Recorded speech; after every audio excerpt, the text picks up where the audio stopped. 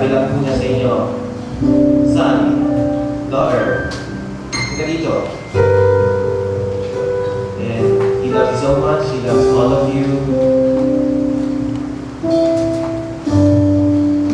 Just give this happy to God. He deserves it. He deserves everything.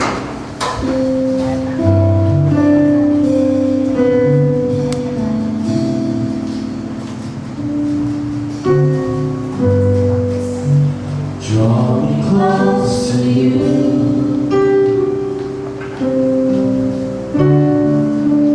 Never let me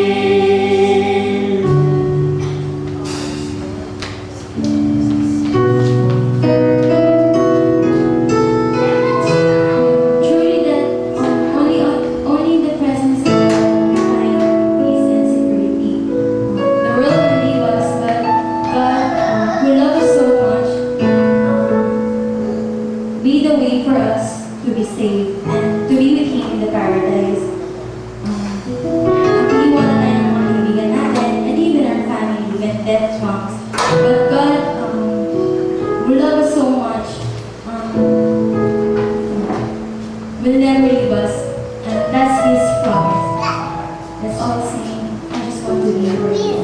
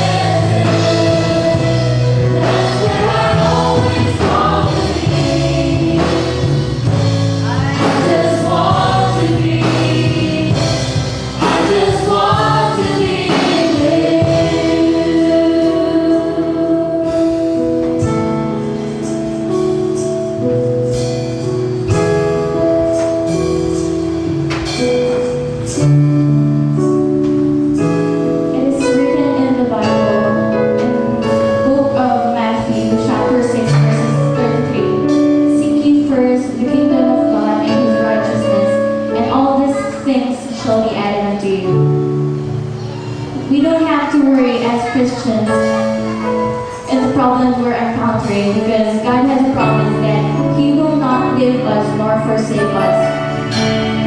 Despite of the problems that we are facing, He is there to protect us. And He will give us what we need, what we ask, what we pray for, if we only seek in His righteousness before anything else. God is powerful, His love is enduring, that He died on the cross just to save us from our sins. We should glorify Him because He deserves it. We should continue to praise Him because He deserves our highest praises. So let us sing this kingdom.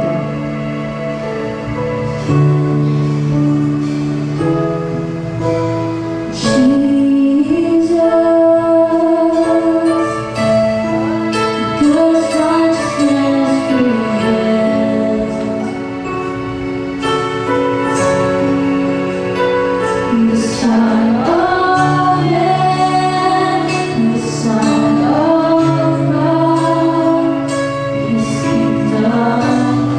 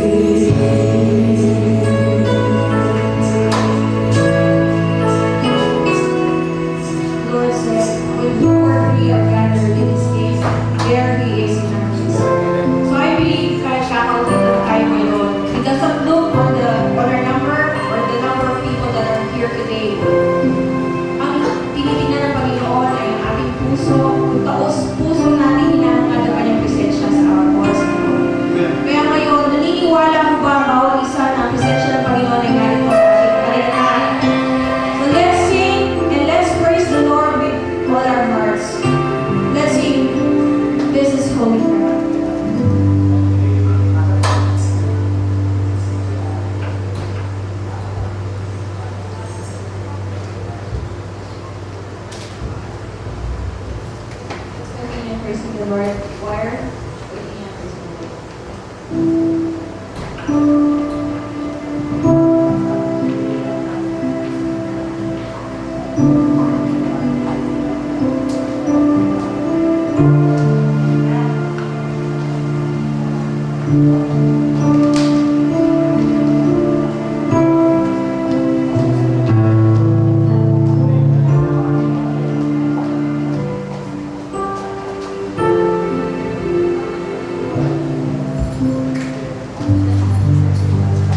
This is holy ground.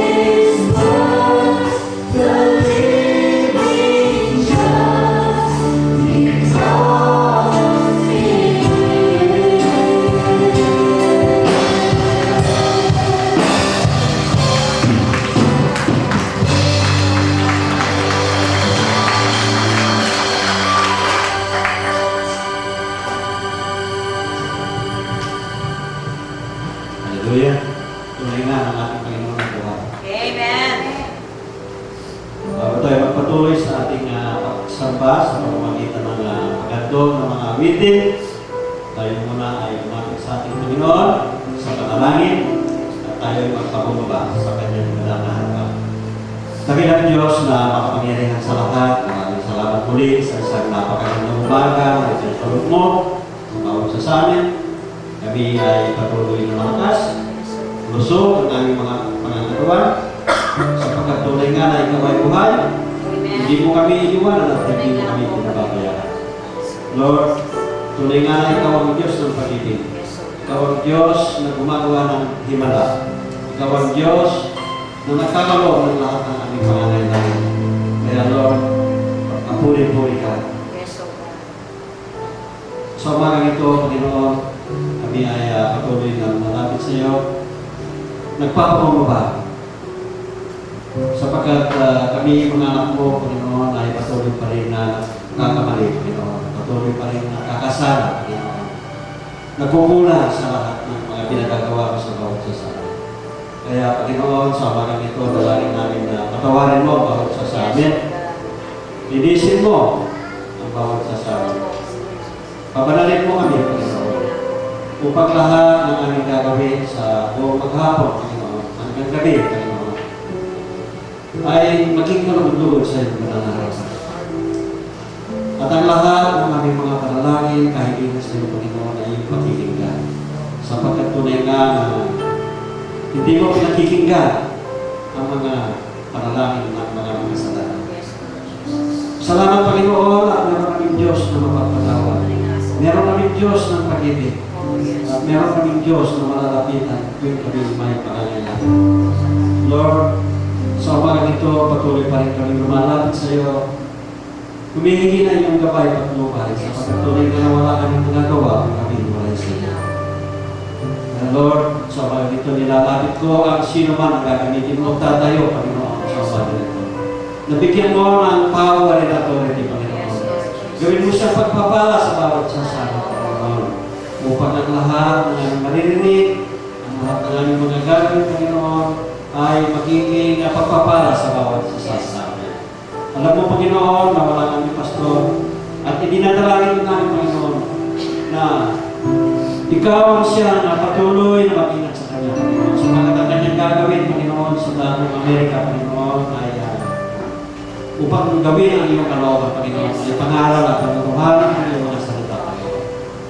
Kaya Lord, ikaw ang siyang patuloy na mag-ingat sa kanya, patuloy mo siyang bigyan ng karunungan, kaalaman, Panginoon, pagkukuhan sa iyo. Give him the power, honor, and authority, Panginoon. Upang, Lord, ikaw ang kanyang mayroon sa kanyang pinagpahan bansa. At Lord, inalalapit ko ang mga gagamitin mo sa umagang ito, tatayo, ikaw rin ang magbigay ng power and authority sa kanya. Upang sila ay magiging pagpapala sa bawat sasaya. Ilalapit ko rin, Panginoon, ang mga awit na patuloy mo silang bigyan ng magandang boses, Panginoon. Sa mga instrumentalist, bigyan mo sila ng galing, kahusayan sa kanilang pagtugtog, sa kanilang mga instrumento, upang, Panginoon, sa pamamagitan ng ating pag-awit sa iyo, paghandog ng mga awitin, ay mabigyan ka namin ng kagalakan, kasiyahan sa iyong puso, Panginoon. Sapagkat tunay nga na ito lamang ang aming maihandog sa iyo. At ganoon din sa pagsunod sa iyong banal na kalooban. Lord, nilalapit ko rin, Panginoon, ang mga kapatid namin na wala pa sa ngayon. Alam namin na sila ay darating. Ingatan mo rin sila, Panginoon. Kung paano mo iningatan ang bawat isa sa amin na nandito na ngayon. Upang sila ay makasama namin sa pagpuri, sa pag-aaral ng mga salita. Lord,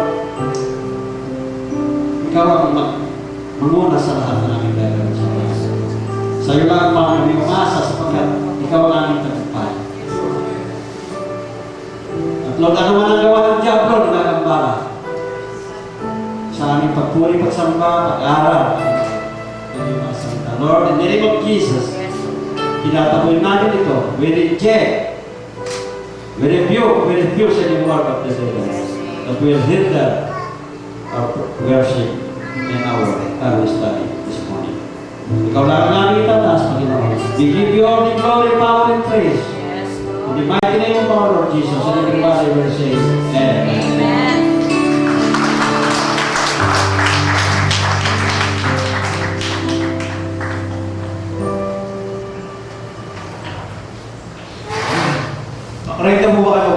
Okay, Lord. Amen. At ano po, ba natin siyang bigay lang 100% ng ating lakas at boses para sa kanila. Hallelujah. So let's sing the Lord praise.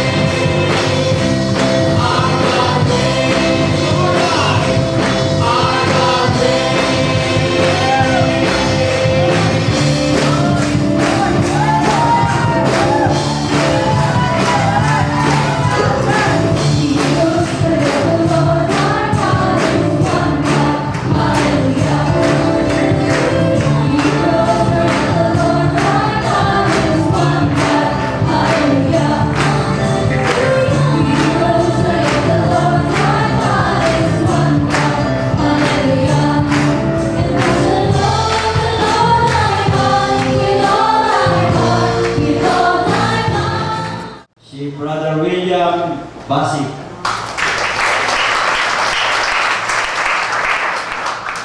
Si Brother Loreto Lanota. Kasama po sila ni Brother Jonah na tiga Tao. So, tunay nga na si Brother Jonas ay isang anak na rin ng Diyos at siya ay patuloy na naghahanap ng mga kaluluwa na madala sa ating Panginoon, madala sa katotohanan. Sapagkat tunay nga na napakahalaga yung tayo ay madala sa katotohanan. Sapagkat marami ngayon ang mga pastor, marami ang mga lingkod ng Diyos na sinasabing silang nasa katotohanan. Subalit, kung ating saliksikin ang Biblia, sila po ay wala sa katotohanan.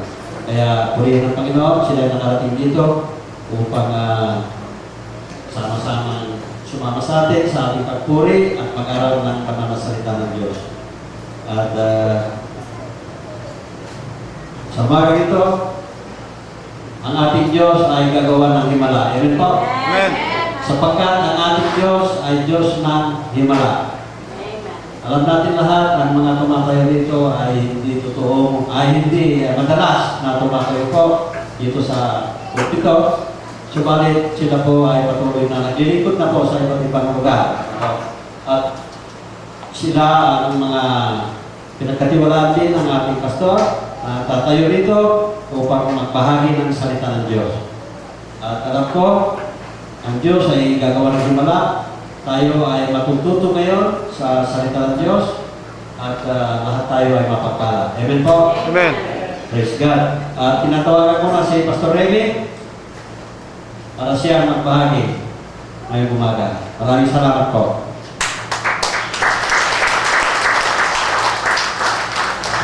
Thank you, Brother Claude.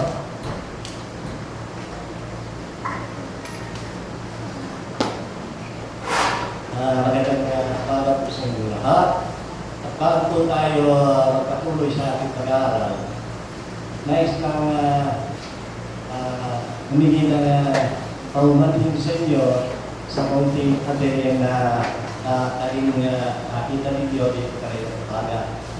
Kasi ito, ang isang kapatid natin sa pananampalataya na alam kong nakikita niyo siya rito, si Brother Aga.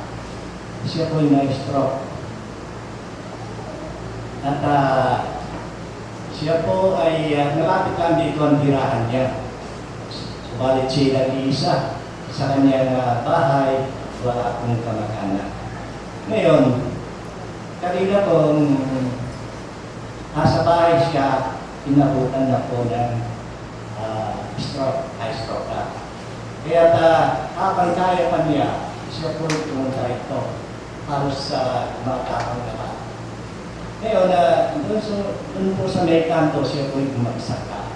At mabuti nakita ng isang kapatid natin, si Brother Delpin. So siya po binuhat at dinala dito sa kitchen. So doon po, halos wala nang alay. Kaya po nakita ninyo, tinawag namin si Sister Kenang. Kasi po kailangan na siya madala sa ospital. At hindi raw po pwedeng ibiyahe, lalo na nung isa kay tricycle, balikan na sa sasakyan. So, pasensya na po kayo at siya po ay yung kong naging handa nagkaroon ng kaunting aberya yung ating kasama patuloy sa Diyos. So, siya po ay dinala sa ospital at ipanalangin na lang po natin siya.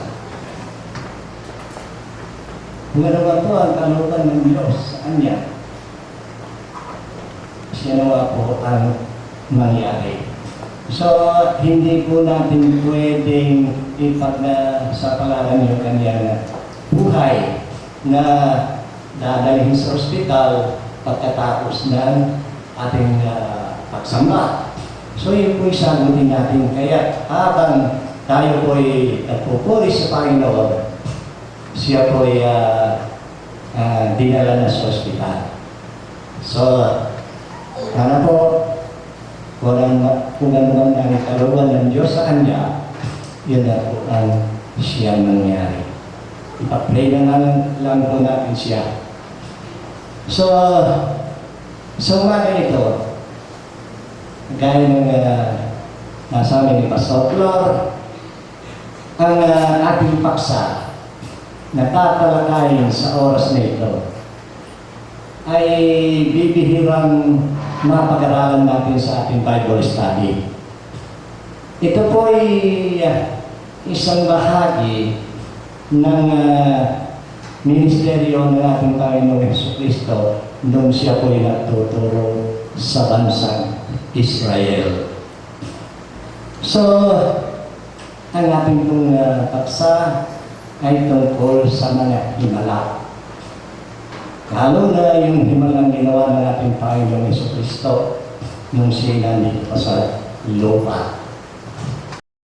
So ano ba ang pagkaunawa natin sa salitang himala?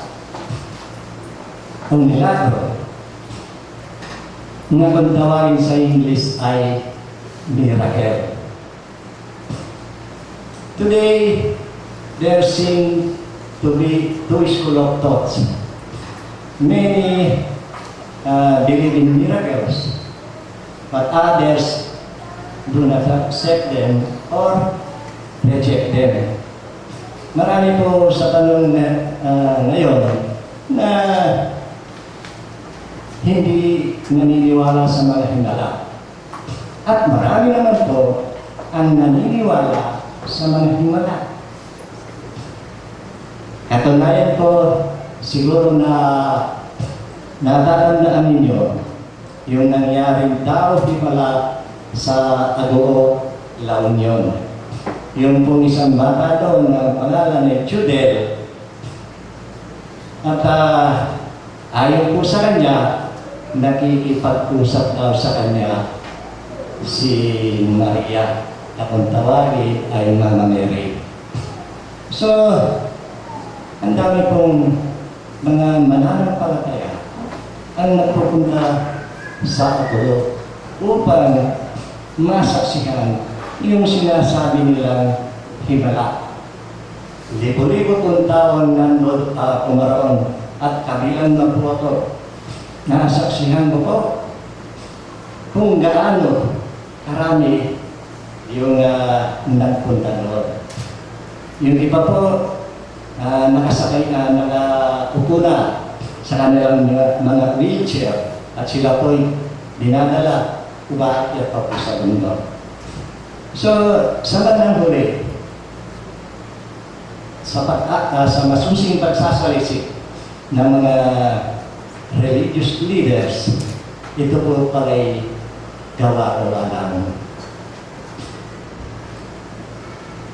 At hindi lang po yun, marami tayong nababalitaan na mga iba-ibang himala.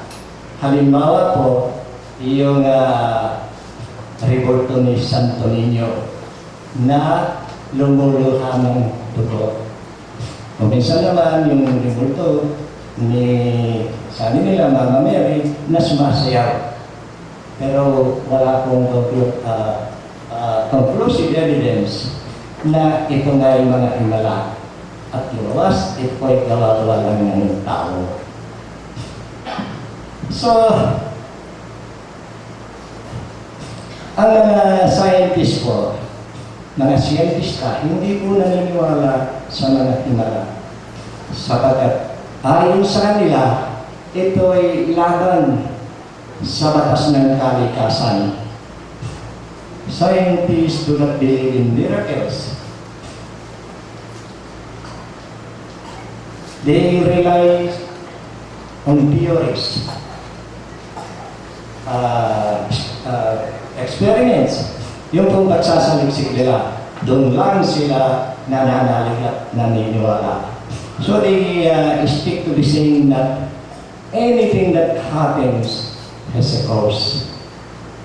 So yung mga himala kato, sa katunayan, meron na po kami nakaharap dito ay isang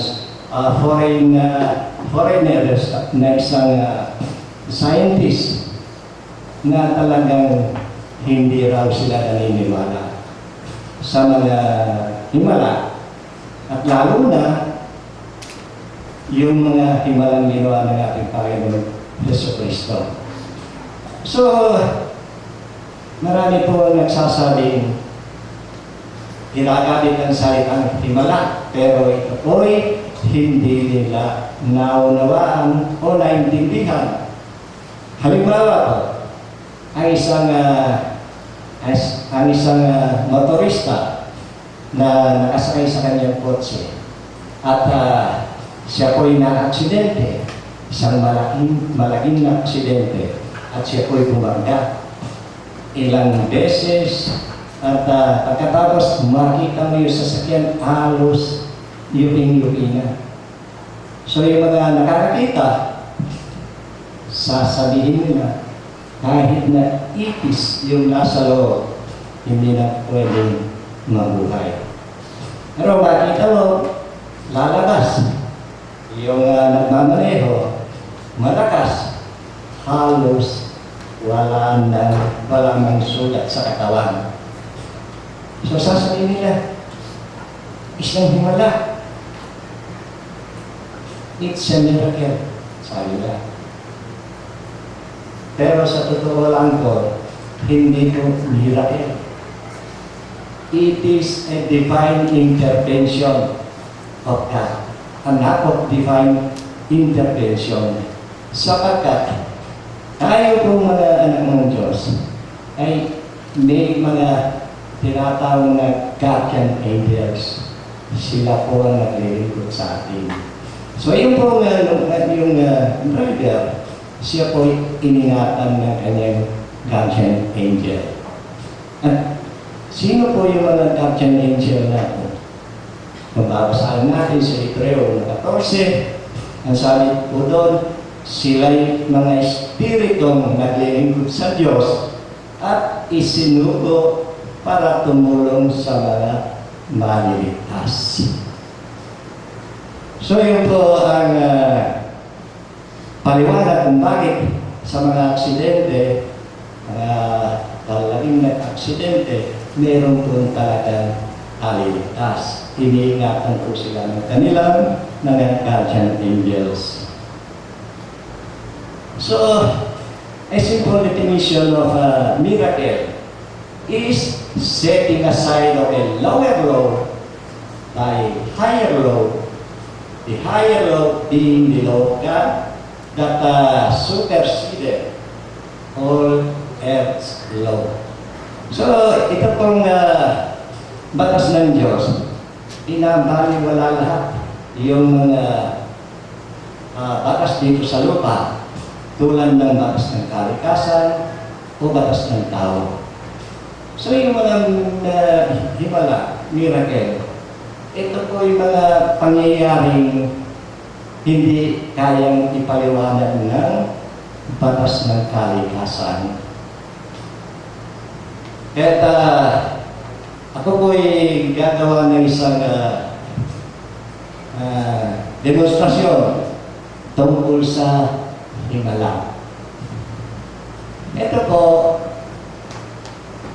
ang hawak ko, isang Biblia. Ngayon, tingnan po ninyo, if I had got of this Bible, bitawan ko, saan po sa palagay niyo totoo ito? Baka. Alam ko yun. Kasi, because of gravitation, may gravitational force ko. Babagsak ito sa ibaba. That is the law of gravitation. Kung pag-aaral natin ng law of gravitation, ito po ay yung attraction of two massive bodies. So dahil malapit po sa lapag, doon po ang bagsak. Ngayon, ulitin ko, halimbawa ko, binitiwan ko ito. At nakita nyo, sa halip na bumagsak, ito po ay uwakyat ng papaytas.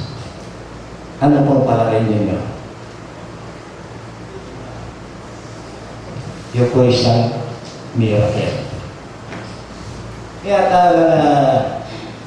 mga scientista, mga scientists, hindi po sila naniniwala ito. Sasabihin nila, oh, outrageous. They insist that it is impossible for the Bible to pull up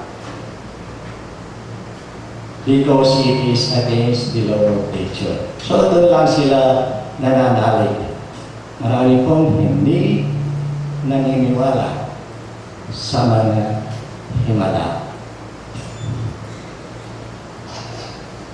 In His ministry, dito po sa lupa natin Panginoong Jesucristo, Jesus used two main means in His ministry to practical. Gumagamit po siyang paraan para maakit yung mga taong makinig sa Kanya, sumama sa Kanya, lalo na po sa Kanyang mga himala at yung mga Kanyang pagtuturo sa mga aral ng Diyos. Pero hindi po lahat ng sumasama sa Kanya. Marami po, libo-libong tao ang sumasama sa Kanya. Ang sumasama dahil lang sa pagkain. So, yun po sa John, Gospel of John, chapter 6, verse 26. Ganito po ang sinabi niya. Sinasabi ko, hindi kayo hinahanap ninyo ako.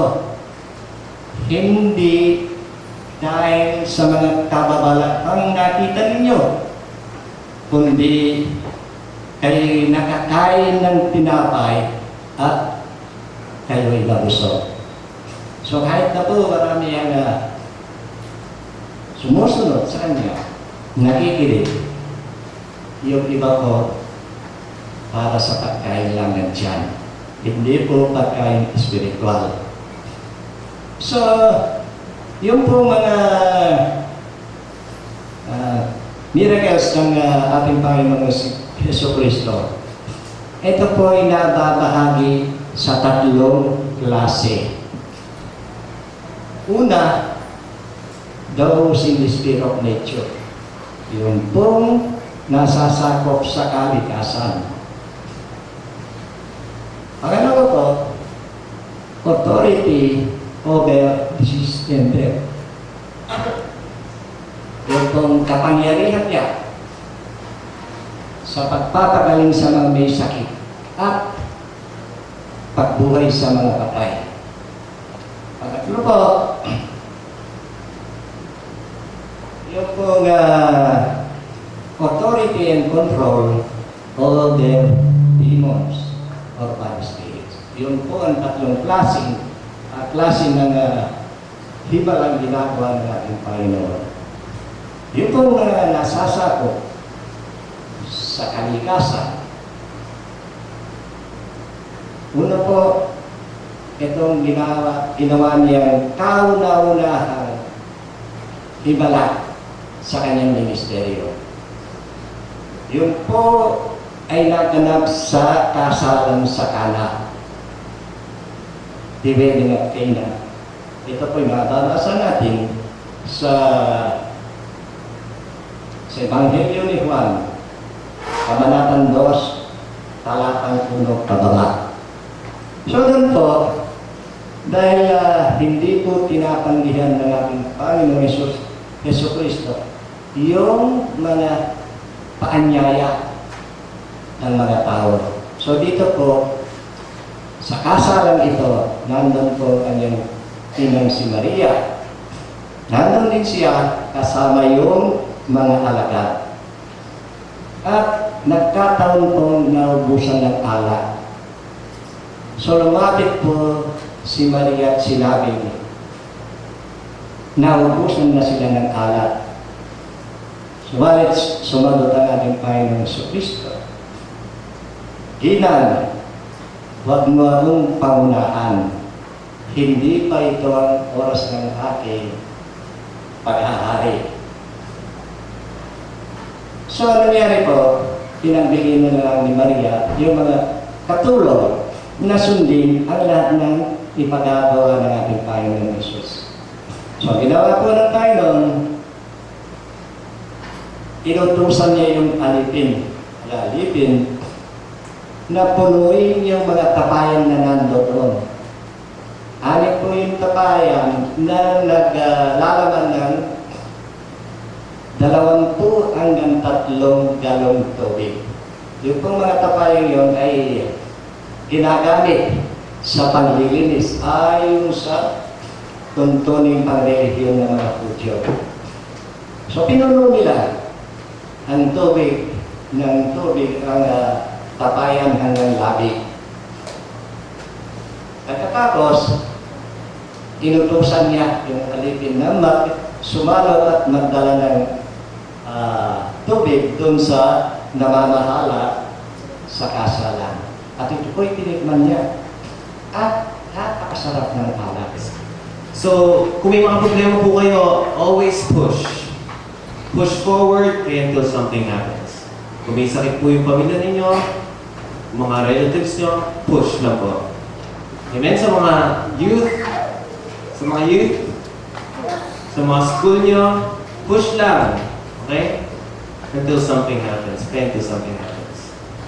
So let's sing My Life.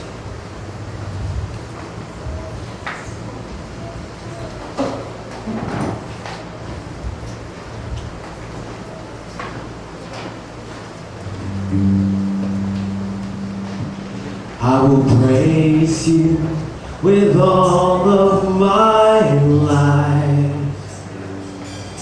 I will praise you with all of my strength,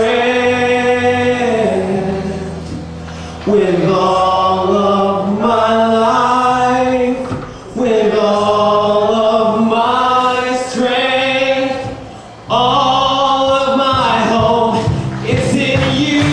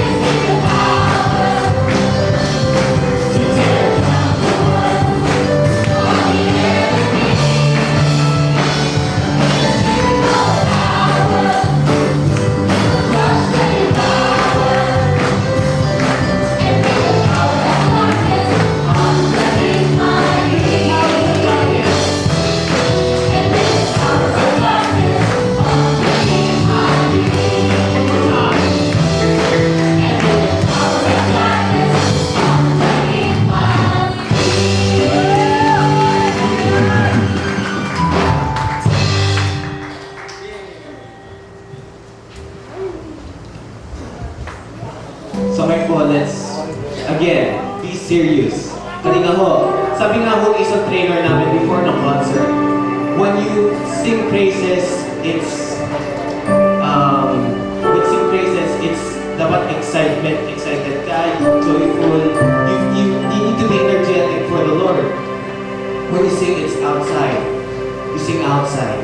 But when it's worship, when it's time to worship the Lord, you sing from the inside. You sing from your heart.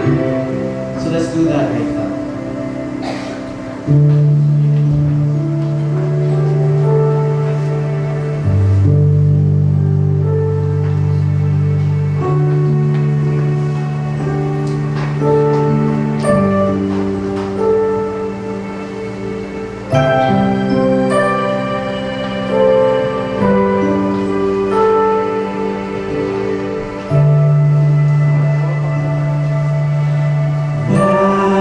Majesty, worship His majesty. Unto Jesus be all glory, honor, and praise.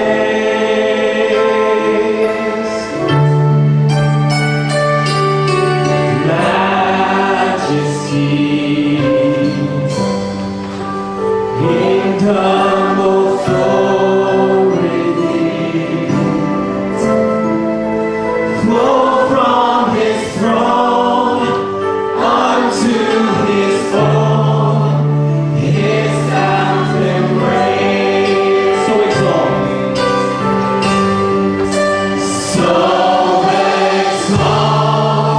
lift up on high the name of Jesus.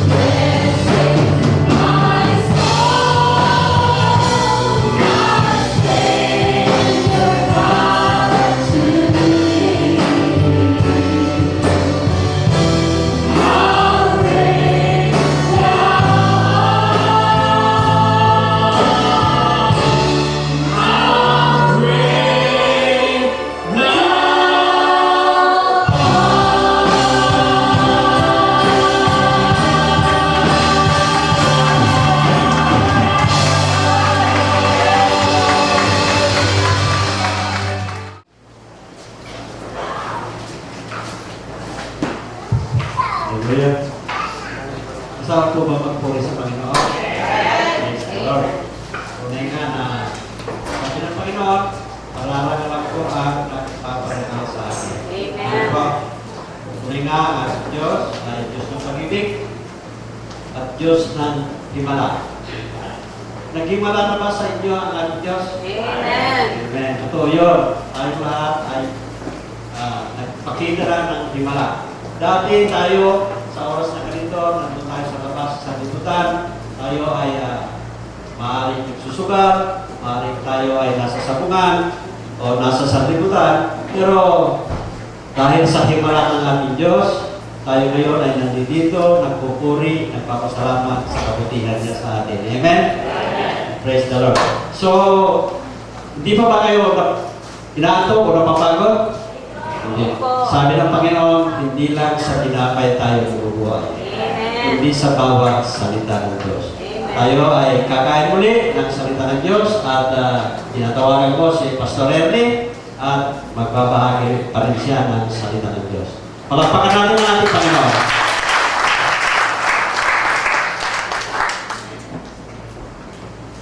Praise God. Good morning po sa inyo lahat. Magandang umaga po. Amen. Good morning po. Morning. Good morning. Morning. Alakpan po natin ang Panginoon. Hallelujah! Ang mga anak ng Diyos ay buhay dahil tayo ay nabubuhay sa biyaya ng Panginoon. Amen? Revelation 1:18, Jesus is alive forevermore. Ang ating Panginoon Jesucristo ay buhay dahil siya po ay Diyos. Pinatunayan niya na siya po ay mamatay sa krus ng Kalbaryo. Amen! Amen! Kaya po ako'y sumisigaw dahil tinitingnan po kayo po'y gising pa. Wala po kanina po, bless na bless po ako dahil sa pagpuri pagsamba. Unang-unang po sa lahat sa mga iligid ko sa inyo sa mga choir po natin. Damang-damang po yung presensya ng Panginoon po sa harapan. Kayo po ba naramdaman mo? Amen? Amen. Napakasarap po magpuri sa Panginoon sapagkat ang Diyos natin ay buhay. Mula noon, ngayon, at magpakailanman. Amen? Hebrews chapter 13 verse 8, He is the same yesterday, today, and forever. Amen po? Amen. Ang Diyos noon, Abraham, Isaac, Jacob, at Diyos natin po ngayon. Siya rin po ang ating Diyos na po ngayon. Amen! Amen! Palakpakan natin ang Panginoon! Hallelujah! Sabi ko nga po ayaw ko na po magsalita dahil blessed na po talaga ako. Wala po kanina. Pero dahil po tayo nakatayo, sa pamamagitan ng biyaya ng Panginoon, narito po tayo lahat. Dahil kung wala po ang Panginoon, wala po tayo dito. Amen? Sa ngalan po ng ating pastor na si Brother Bernie, siya po ay nag-mission sa Amerika, sa loob lamang po ng 2 taon po ba? 2 linggo. Amen? Amen? 2 linggo lang po. Hindi po natin siya kasing galing. Ang pinakamagaling sa lahat ay ang ating Diyos sa mga pangyarihan sa lahat. Tumawag po sa bawat isa sa atin narito. Amen? Praise God. Hindi ko po alam kung ano pong iahayag ko sa umagang ito dahil po sa kagabi, nagpapasok po ako, binasak ko lahat ng aklat ko, lahat ng mga reference ko, kasama po ang aking nagbahay, Sister Rita. Hindi ko po alam kung ano mensahe. Kasi po, marami po mga topic na aking po binasa. Pero gusto ko po yung guidance ng Holy Spirit kung ano po ang kailangan nyo. Amen? Pero nais ko po basahin ang aklat ko dito po sa, alam niyo po lahat po minsan, ito po sa, karagdagan na lamang po ito, ito po sa Luke chapter 19, isa pong buhay ng isang tao na nagngangalang. So, kilala niyo po ito. Kayo po nagbabasa ng banal na kasulat. Luke chapter 19, verse 1. Ito po. Pumasok si Jesus sa Jericho, meron po kayong mga Biblia, ay pwede po kayo sumunod, kung makinig na lang po. Pumasok si Jesus sa Jericho at naglakad sa kabayanan. Doon may isang mayamang pinuno ng mga publikano na nagngangalang Sakeo. At pinagsikapan niyang makita si Jesus upang makilala kung sino ito. Ngunit siya'y napakapanda. At dahil sa dami ng tao, hindi niya makita si Jesus. Kaya't patakbo siya, nagpauna, at umakyat sa isang puno ng sikomoro upang makita si Jesus na nagdaraan doon. Verse 5. Pagdating ni Jesus sa dakong iyon, siya'y tumingala at sinabi sa kanya, Sakeo, bumaba ka agad. Agad sapagkat kailangan kong tumuloy ngayon sa bahay. Verse 6. Nagmamadali siyang bumaba at tuwang-tuwa, tinanggap si Jesus. Lahat ng nakakita nito ay nagbulong-bulungan. Nakikituloy siya sa isang makasalanan. Sabi po rito, tumayo si Sakeo at sinabi, Panginoon, ibibigay ko po sa mga dukha ang kalahati ng aking ari-arian. At kung ako ay may nadayang sinuman, 4 na ibayo ang isasauli ko sa kanya. At sinabi sa kanya ni Jesus, ang kaligtasan dumating ngayon sa sambahayan ito. Lipi rin ni Abraham ang tao ito. Sapagkat naparito ang anak ng tao upang hanapin ang iligtas ng tao. So madali po tayo yung bukod manalangin. Dakilang Diyos, pagpalayan mo ang mga salita na nabasa sa umagang ito. Ikaw nawa siyang magsalita, mangusap sa puso ng bawat sanghahan ito. Gamitin mo, Panginoon, ang iyong lingkod bilang sandalo yan ang iyong kapapara. Ito po ang ating dalangin sa pangalan ng Jesus. Amen. Amen? Ito po ay tungkol sa isang tao na si Sakeo. Dumaragan po ang ating Panginoon Kristo doon po sa lugar ng Jericho, na kung saan si Sakeo po ay isang tax collector. Alam niyo po ba kung ang tax collector? Isang maniningil ng buwis. Amen? Pagdaraan niyo po doon, siya po ay napakatanda. Subalit kahit po siya ay tanda, may nakita siya sa puno ng sikomoro. Ito pong puno ng sikomoro ito, mataas. Subalit ito po ay napakatinik. Masuksok, ano po? Kahit po masuksok ito, pinilit po niya umakyat para lang makita si Jesus. Amen. Para lang makita si Jesus. Nang naglalakad ang ating Panginoon Kristo sa laman, tumingala po siya. Nakita niya si Sakeo. Ba't po kagad alam ng Panginoon Jesus na si Sakeo yun, samantalang hindi po sila magkakilala? Amen.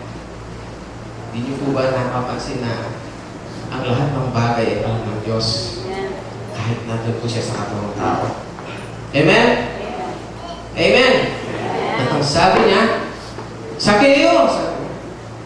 Bumaba ka agad sapagkat kailangan tumuloy ngayon sa bahay. Ano po sabi niya?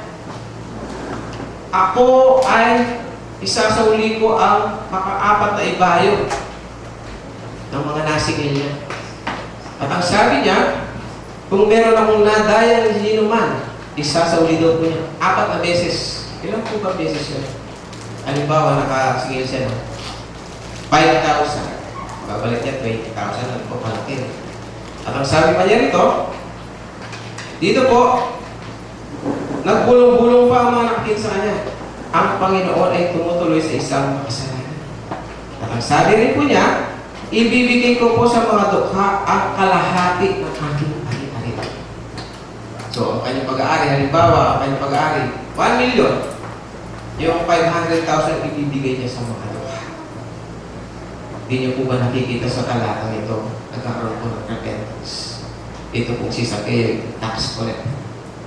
Nagkaroon po siya ng pagsisisi. Dahil ito pong bigyang tiin po rito ang pagliligtas ng Panginoon sa isang taong nagngangalang si Sakeo. Amen? Kung inyo pong natatandaan yung ibinahagi ng ating pastor, si Brother Remy, ang mga himala na ginawa ng Panginoon Jesus. Nang nandito po ang Panginoon Kristo nasa katawang tao, siya po ay nagpagaling. Amen? Amen po. Siya po ay nangaral. Amen po. Siya po ay nagpalayas ng mga demonyo. At siya rin po ay pinagsisilbihan niya ang kanyang mga alagad. Nakita niyo po. pinagsisilbihan niya ang kanyang mga alagad. Napansin niyo po siguro yung eksena doon po sa dito po sa Mark chapter 10 verse 45. Yes po, basahin niyo po. Sabi po dito, 10:45, ito po.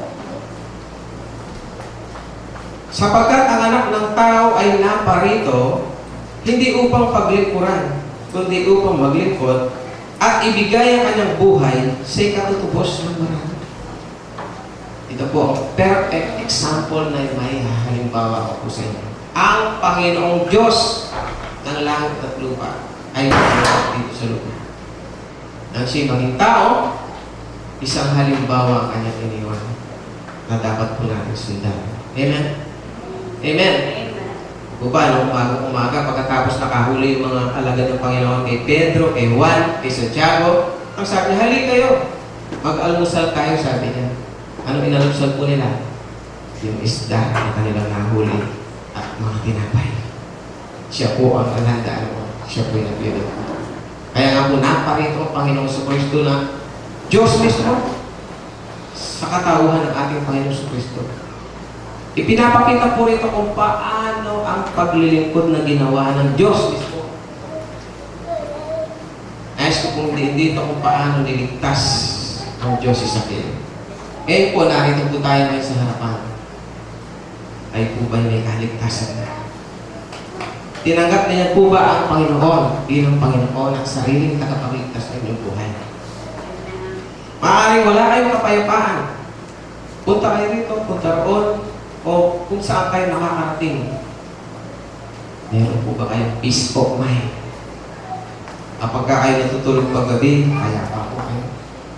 Na walang balisa. Amen? Amen? Pero dito po, isang halimbawa ginawa ng Panginoon ay ang maglingkod. Nais ko pong bahagi muna ang aking sarili mismo dahil po ito'y naranasan ko. 1987 po nung nakakilala ko sa Panginoon, hindi po nagkakamali.